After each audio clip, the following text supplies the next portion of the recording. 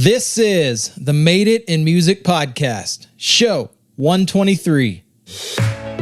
Welcome to the podcast, where we bring you tools and resources to help you go full-time in music and to stay in. The music business is a roller coaster ride, changing faster than any of us can pay attention to. We all need a competitive edge to stay ahead and to stay successful. What's working, what isn't, and what's coming. That's exactly what this show is all about. Back again with Full Circle Music, the Made It in Music podcast. Hi, this is Seth Mosley, host of the Made It in Music podcast, and today we've got a good one, episode 123 with Cale Dodds, how to stand out as a new country artist. In this episode of the Made It in Music podcast, I get to sit down with Cale Dodds, who is a country artist and songwriter who moved to Nashville in 2011 to pursue his music career and subsequently ended up signing to Warner Nashville as an artist. Cale's success has yet to slow down. Touted by Rolling Stone for his smooth pop country crooning over arena-ready arrangements distinguished by clever lyricism, and I can echo that. The man is a brilliant lyricist. This Columbus, Georgia native mines his own experiences in songs. Dodds has already garnered early praise as a CMT Listen Up artist and a Google Play country artist to watch. Meanwhile, his tune Out of My System scored a slot on Amazon Music Unlimited's Best Country Songs of 2017 list. That's a couple years ago, but still worth noting. And Dodds has already garnered more than 30 million streams on Spotify alone. That is super impressive for a new artist. Currently working on a new record, Cale's latest release, Where I Get It From, paints a picture of his Southern heritage and offers a fun anthem for those who grew up in the South. And for that matter, people who grew up in a small town. Be sure to check Cale's music out via any of the streaming services or on YouTube. Some great quotes from the episode. It talks about during your co-writes, try to wear a different hat in the room, meaning bring something unique to the table. And I can definitely say, having written with him a bunch, that he does this. And the other quote that I love, just a 2-word quote that bears repeating, he just said, "Be undeniable." And that's really what it takes to stand out as a new country artist nowadays, to be undeniable. So Cale's here with us to share his incredible story about how he made it in music, and he's here to help you do the same. All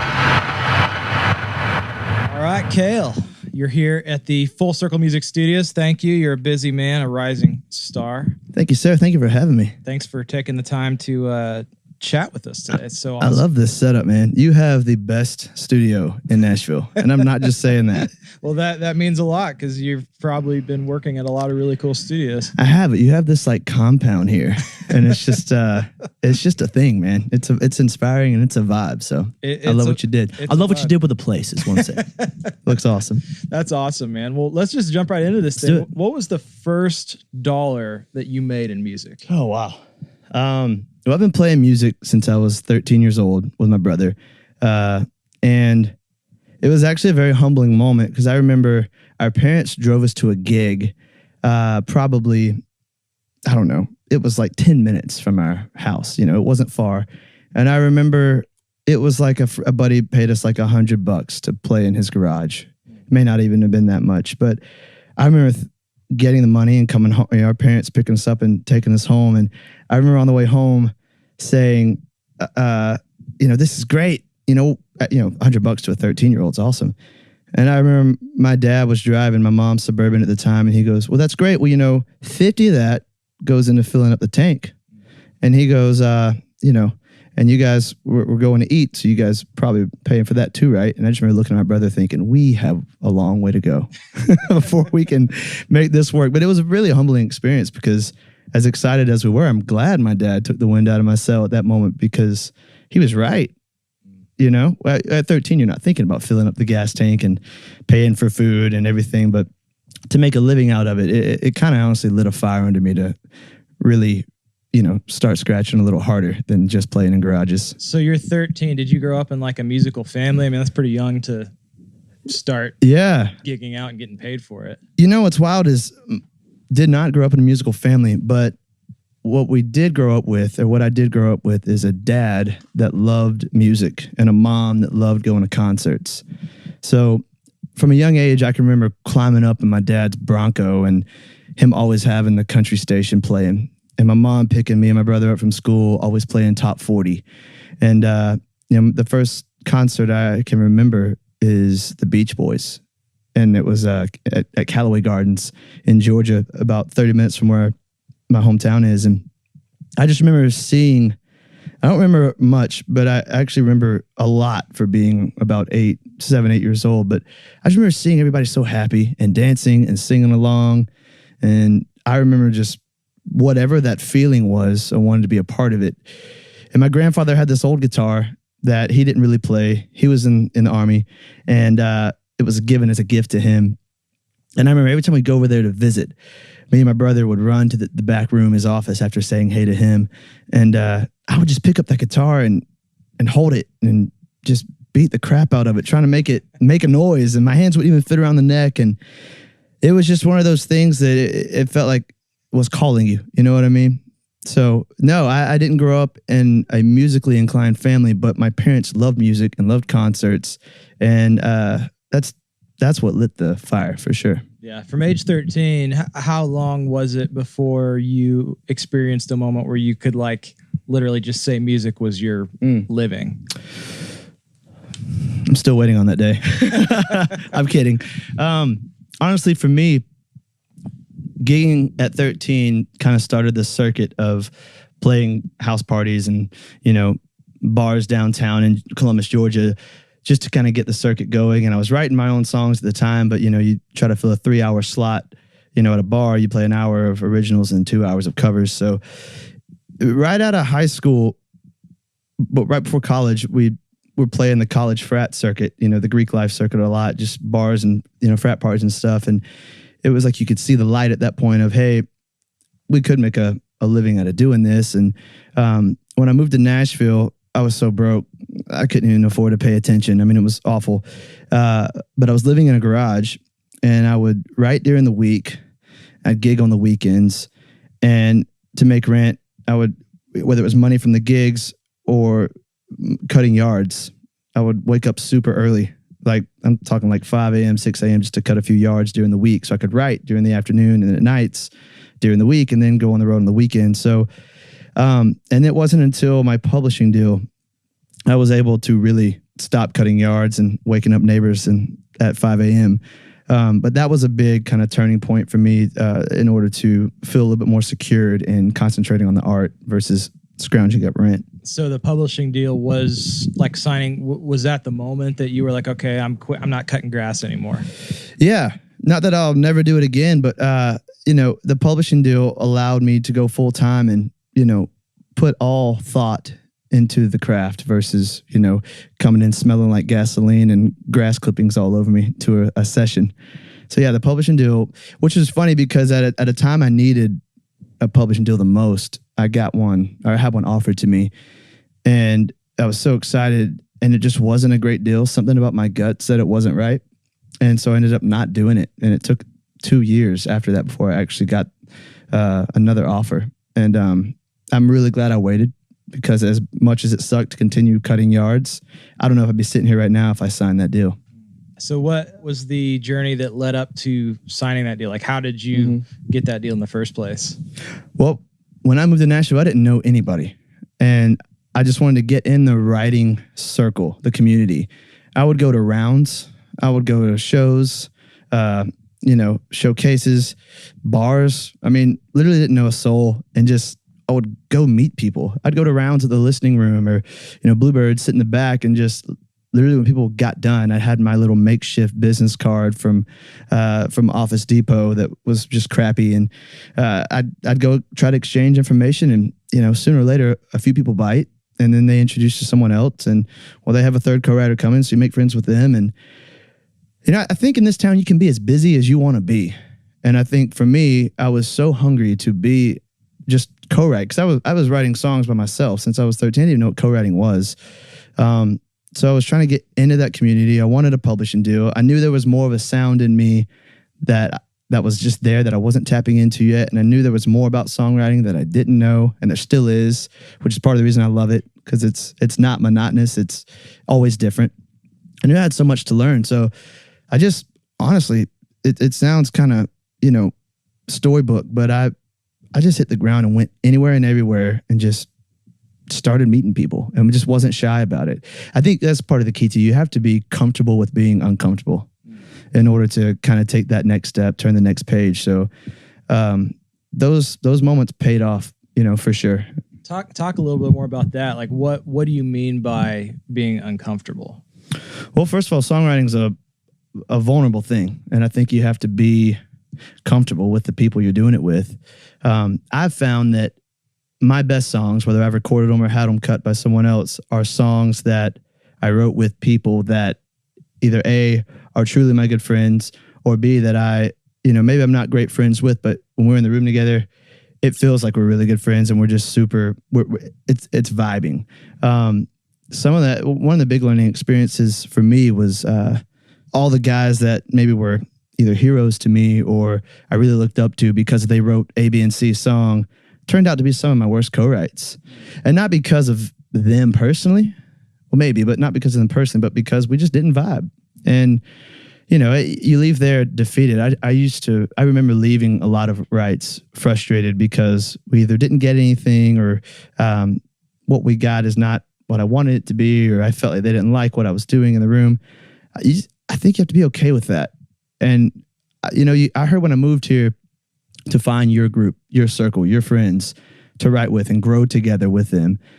And I heard that and I believed it, but it really took figuring that out myself to do it, And that's not to say that people can't write hit songs that I've never met before, but I believe when you look at, the blueprint of everything that's happened, it's people that have camps, I mean, from the Peach Pickers that wrote together forever to, to Gorley and Copperman, the McAnally and his camp with Josh Osborne, like all those guys have been writing together forever before they had hits. And I mean, the list goes on, but I say all that to say, getting back to the original question, being comfortable with being uncomfortable, whether that's something new on stage as a performer or in the writer's room specifically, being vulnerable and, and figuring out your position in the room.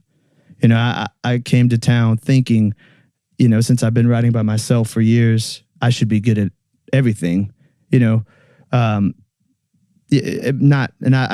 never ran tracks or anything like that, but I just tried to contribute to everything. Instead of being in the room, recognizing that maybe you're a great melody guy and he's a great lyricist. So maybe I should vibe on something musically, or maybe I'm the only lyrical guy in the room. I should drive the ship on that, while the track guy is really vibing with the melody. That, I think the self-awareness of that changed the game for me in regards of my songs getting better and trusting my co-writers more, So how do you develop that self-awareness? Is it like people literally saying, hey, you suck at lyrics, or I mean, I can't imagine it's that extreme, but like, how did you develop that? I think the same way you need to have that camp, that group of people, that vulnerability. I think that you have to have those people, trust them enough that will give you not only just feedback, but honest feedback. For me, I had a group of people that I wanted to know, I think it's that self-awareness of wanting to be better. And I'd ask and say, hey, whether we're eating dinner after a ride or whatever, hey, how was I in the right today? Be honest with me. Do you feel like I, was hard to get a line past? Do you feel like I overpowered whatever, I think you have to ask those questions. You would just literally ask whoever you were riding with. Yeah. And I think that's important. I think the want to be better at that is super important. There's a couple times that even good friends of mine, we've just been in casual conversation and I've just brought it up to see what they'd say. And they kind of broke down and were like, oh man, I never knew how to say this, but like, I would love if we blah, blah, blah more. And I just had no idea. They seemed happy and loved it, but whatever it is, I think being able to have that open communication with your co-writers is super important. And just trying different stuff too. Try wear a different hat in the room. Don't always try to be the guy that is melody or lyric or, track, whatever. Because man, it's whatever it is that keeps the creative vibe flowing. You know, here's one. I used to be really bad about, this is a real example, bad about stopping during the first verse. Like if we're just started writing the song, somebody had a title, somebody has a melody and a groove, and we get it going. And we're 2 lines in the first verse. It feels really good. And we say a third verse. And I'm not big on the third verse. Maybe I don't like the line. I used to do this all the time. And everybody else in the room loves it. I would, you know, Cale 3 years ago would stop and go, hold on, we can't move on until we fix this line. It's not right yet. And they go, yeah, well, it's good to me. Well, it's good to me too. And I go, well, it's not great though. And the other ones are great. I've learned from people that I'm close to and that I trust to go, hey, keep going. Finish the song or finish the vibe. Like, don't stop the creativeness that's happening right then and come back to it. Because that's okay. You know, that was a huge learning factor for me that one of my confidant, Corey Crowder, that he told me when I was asking him for feedback is, hey, just get the boat going down river and then come back, you know? So that's been a big one for me. Yeah, no, that's great advice. So I want to ask you, do you have a book or record that you have recommended most to people over the years? I do. The book is The Alchemist by Paulo Coelho. Great book. You've read it? Phenomenal book. Read it last year. Nice. I try to read it once a year. And those who have read it know why. And I don't want to ruin it for those who haven't, but I recommend everybody, regardless of what you're doing in life, whether you're in sales or music, but especially creatives that are trying to maybe make their hobby a living, or maybe make their creative, you know, their art, you know, take it to another level, or maybe they've been doing it for a while and, you know, maybe don't see a light at the end of the tunnel. But regardless, I recommend anyone and everyone read that book. And everyone I've said that to that has read it always goes, I get it. Yeah. Thank you. You know, that happened to me. That's why I read it. And I'm very thankful for it. Yeah, it's so inspiring. I want to talk about failure a little bit, because failure can be a positive thing if it turns into a learning experience. Mm-hmm. This is a strange question, but do you have a favorite failure? I have a favorite failure that sits at the top of the list that's yet to be knocked off from the top spot. I went to an unconventional high school. My freshman year of high school was the first year this high school was open. So, and it only was 9th and 10th grade. And so then the next year was 9th, 10th, 11th, so on. Point being, by the time I was in 8th grade, after starting to play music from the age of 12, 13, it kind of was known in our little community that me and my brother were musicians and playing music. My brother had been playing drums in school band since 6th grade. I had just kind of been self-taught and picked up stuff from neighbors that played and, you know, watching stuff online and whatnot. And honestly, by ear a lot. I had a lot of bad habits. You know, I had backyard technique, you know. But I had never gone to an actual music class, and I had not had any actual musical knowledge besides what I had learned by myself playing along to the radio and records, which was fine with me because I was writing songs and performing them. And, you know, so long story short, I got a call from the band, the band director, summer before freshman year. And he asked me, he said, hey, I understand that you play bass. At the time I was playing bass and guitar. I understand you play bass. We need a bass player in the jazz band. I said, oh, okay. I didn't know a ton about jazz. And I told him that. And I said, I've kind of only been playing for a couple years and I write songs and whatnot, but that sounds fun. He goes, literally, you would get to play bass for an hour and a half during the school day. That's it. And that sounded amazing to me. You know what I mean? Yeah. So I said, absolutely. And he knew my brother. My brother had been in band for years. He could read music and all that. So I go, and the first day of school, I get my bass out, and he sets a chart down in front of me. That was like level 4 music theory. And everyone in there was older than me. I was a freshman. They were all sophomores. They had all been in band since they were in 6th grade.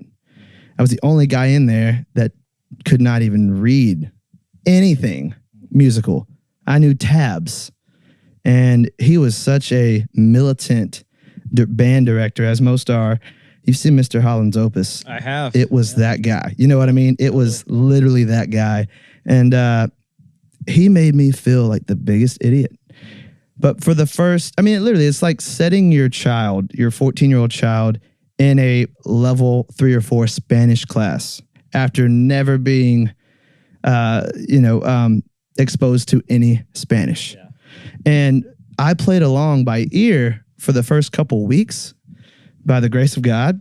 And I would just take the music home and I would record what we do in the room, and I'd try to follow along so I know it for, the end of week performance, so I wasn't missing any notes for a while. But sooner or later, he kind of caught on, and he was so mad, and he basically discouraged me so much. He kicked me out of band, and he told me that if I didn't know how to read music, that I would never play music the rest of my life, and that I would never make a living playing music. That was probably the best thing that could happen to me, because I'm the only guy in that jazz band class that is still playing music today. Wow. Not only professionally, but as a living. Yeah. But literally that still plays their instrument. Wow. It was just, the other guys don't even own their horns or anything anymore. Yeah. And I followed up because I wanted to know. So that was very inspiring to me, because it was, I was told I can't and wouldn't. Yeah. And so I got kicked out 3 months in. Yeah.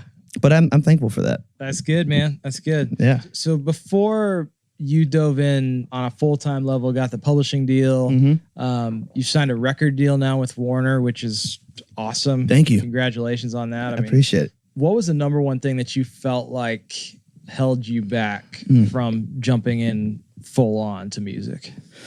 Well, like I said, I've been playing since I was 13, so I've always been trying to make it full time. I do remember after high school, when I was doing the college circuit a lot, I was in this marketing class in college, and I had done a couple years of college in Columbus, Georgia. And I remember the professor, and I remember his name. I was struggling because I had academic scholarship and we were touring on the weekends. So it was almost impossible to keep my grades up and tour on the weekends, because we'd leave Thursday night and come home Sunday night and have an 8 a.m. Monday morning class. And I've had ADD since I was a child. So I was literally like struggling just to write lyrics and stay awake in class. And if I was awake, I was working on song ideas, not paying attention to a lecture. So I remember Dr. Brown calling me to his office. It was time for advising. And it was before the next semester starts, and he was going to help advise me on classes. And I remember going to his office and getting all my stuff out, and him telling me, put all that away. And I thought I was in trouble, like most people do. And I remember him saying, what are you doing here? And I said, getting advised, trying to learn. I don't know. And he said, no, what are you doing here? Like in Columbus. I said, this is where I live, going to college. He said, I know you want to be in Nashville. I don't know why you're not there. Because I did this whole paper on it and how I'm going to move there after I graduate. And he said, my marketing class is doing nothing for you. He goes, pack your stuff and move to Nashville. And I just remember thinking, my professor, who's supposed to be signing me up for his courses next semester, is saying, dude, go live your dream. And he was right. And I was living my dream, was touring on the weekends, but I wasn't all in. And I literally went home that night, called my parents, and told them that I was moving to Nashville. And the irony of the whole story is I had and have, I guess technically, 3 classes to graduate. And I didn't do them. I'm not saying I never will, but I had to move to Nashville right then. Yeah. I feel like once you realize your mission, your purpose, that's when you start living. And I knew mine, but I wasn't all in. Yeah. And you can't just toe in the water with it. You got to go all in. Yeah. So I moved up here, and I was living in a garage for the first few years with nothing and mowing yards, but I went all in, and I haven't regretted it a second, but I'm thankful that I had somebody to say that to me. It's good. Tell me, what's one thing that's working for you right now? Working for me. Well, I'm at a phase right now where I'm about to embark on radio tour. And, somebody I was asking a lot of artist friends and a lot of just peers around me about how to do my best. You know, what's the best way to do it, you know? And there was a lot of advice, and there was a lot of, you know, they were talking about the songs, you know, if you're taking whoever with you, and what to say, to do's, not to do's. But somebody gave me the best, most simple just bit, and it was just be undeniable. And, you know, I think if you aim for that, the rest takes care of itself. You know, from your songs to how you present yourself, if you can leave there just feeling like you were undeniable, at the end of the day, that's all you can do. And so to me, I've tried to take that approach with a lot of other things in my life outside of music too. If whatever the situation is, just make it undeniable. How do you do that tangibly? You know, I think it's, like you said earlier, attention to detail, self-awareness, just being all that you can for the situation. You know, I had a gig the other night that was acoustic, and it was kind of an intimate thing. And, I prepared for it. You know, I did different versions of, you know, we spent all this time making these records and all these sounds and everything. And, you know, who knows more than you? You're a producer. And, you know, but, you know, and you get it, and it's great. You spend all this time on the mix, and, but they want to hear the acoustic version. So it was tough for me to try to make acoustic versions of a few of the songs, but I spent a lot of time doing it. And I feel like that paid off because it was one of my favorite gigs I've done. But I feel like presenting yourself with your story, knowing your story, you know, and being able to communicate that effectively, I think is important. You know, I don't think you can ever prepare too much for something like that. It's good. A couple more questions. If you woke up tomorrow morning and still had all the experience, knowledge, skill sets that you currently possess, but your business, that your record deal, whatever it is, went away, you had to start from scratch, what would you do? Tech.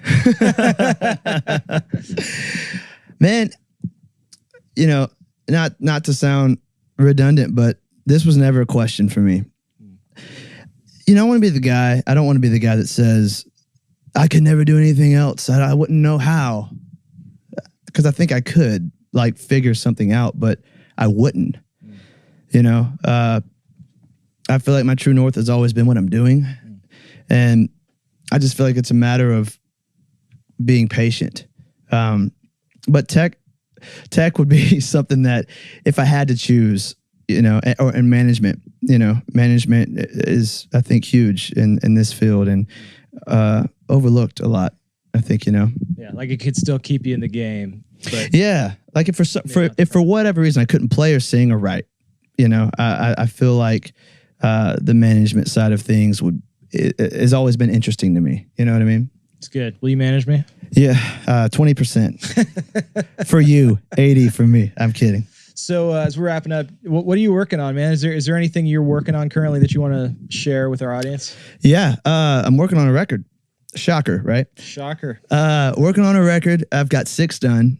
We're doing this thing. You know, we're at such a crazy time right now with the way things are with just releases and digital, and trying to embrace it. And instead of releasing a record at the time, or at a whole record at a time, or a single at a time, or an EP at a time, I'm doing doubles. I'm not the first person to do it, but it's, you know, 2 at a time every other month. And I've only recorded 6 so far. And so I've only released 4. I've released 2 in October, 2 last month, and I've got 2 coming out in January. The single is Take You Back, and it'll go to radio in March. But when I start radio tour in January, I'll be showing the PDs the first 6 sides, and I just shot a video for Take You Back, so I'm excited. We should be seeing a rough cut of that today, actually, and I'm excited about that. And then on top of that, I got a handful of shows, but writing a ton. You know, I love the art and the craft, especially when you get, you know, you're gone so long touring, and all of a sudden you kind of get that fire to create again. So. Yeah, I'm excited. 2018 is going to be an extremely busy year, but I'm excited to get it going. And I think we're going to hit the ground running the first week of January with starting in New York for radio tour. So it's awesome. So how can people interact with you? Socials. You know, I love, you know, responding to to people on socials. So Instagram, Twitter, Facebook. It's just at Cale Dodds, CaleDodds. Awesome. We'll tag it in the description and everything. Awesome. So you can find it. So, well, man, it's been absolutely, if I haven't told you before, I'm like a super fan of Cale Dodds. Oh, come on. I hope everybody else who's watching this will soon become one as well, too. You're the real deal. Thank you, man. Incredible songwriter, incredible artist, incredibly hard worker. That's something that, you can spot that a mile away. Well, I appreciate that. I was a fan of yours before we met, and you know that. So it's good to finally be on air with you, because I've listened to a handful of these things, and it's, when you asked me originally to do this, to talk about, how to make it in the music business, I started writing down questions for you to tell me. But I appreciate you having me on, man. Next time. Yeah. That's awesome. Thanks for having me. Thanks for joining us.